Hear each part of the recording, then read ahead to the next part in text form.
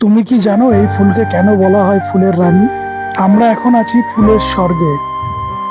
Ranaghat rail station থেকে পূর্ব দিকে যেতে হবে চাপড়া, ধামতলা।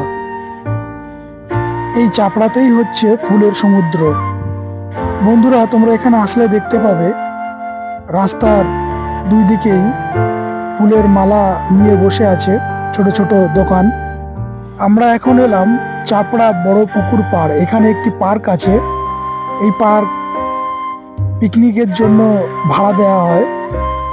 তোমরা যদি কেউ এখানে পিকনিক করতে চাও তাহলে এখানে চলে আসতে পারো।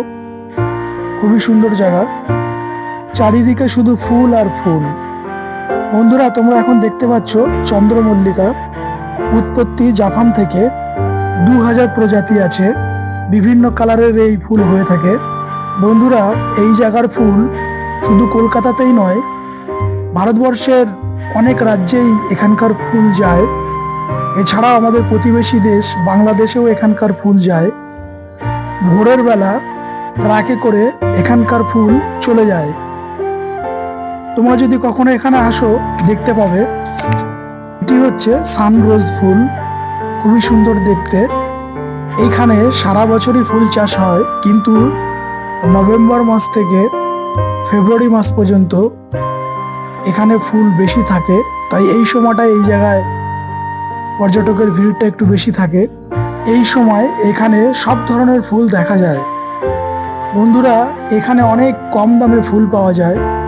রজনীগন্ধা স্টিক মাত্র 3 টাকা, গোলাপ মাত্র 4 টাকা। এত কম এখানে যে ফুলের দাম আমার আগে জানা ছিল না। অনেক দূর দূরান্ত থেকে আসছে পর্যটকরা, তারা সবাই এখান থেকে ফুল কিনে নিয়ে যাচ্ছে। সাদা চন্দ্রমল্লিকা, যেন মনে হচ্ছে ফুলের সমুদ্র। একদিনের জন্য সময় কাটানোর জন্য দারুণ জায়গা। পরিবারের সাথে কিংবা বন্ধুদের সাথে এখানে ঘুরতে আসতে পারো। গাঁদা ফুল, চন্দ্রমল্লিকা, গোলাপ, ডালিয়া, কি ফুল নেই! সমস্ত রকম ফুল তোমরা এখানে আসলে দেখতে পাবে। এই ফুল শুধু সৌন্দর্য নয়, এখানকার কৃষকের জীবিকা প্রধান ভরসা। বন্ধুরা, এখনো যদি আমার চ্যানেলটি সাবস্ক্রাইব করে না থাকো তাহলে আমার চ্যানেলটিকে সাবস্ক্রাইব করে দাও, যাতে আমি আরো সুন্দর সুন্দর ভিডিও তোমাদের সামনে নিয়ে আসতে পারি। সাথে থাকো আর দেখতে থাকো। সমস্ত ফুল প্রেমী মানুষদেরকে বলবো, তোমরা একদিন চলে এসো এখানে সময় কাটাতে।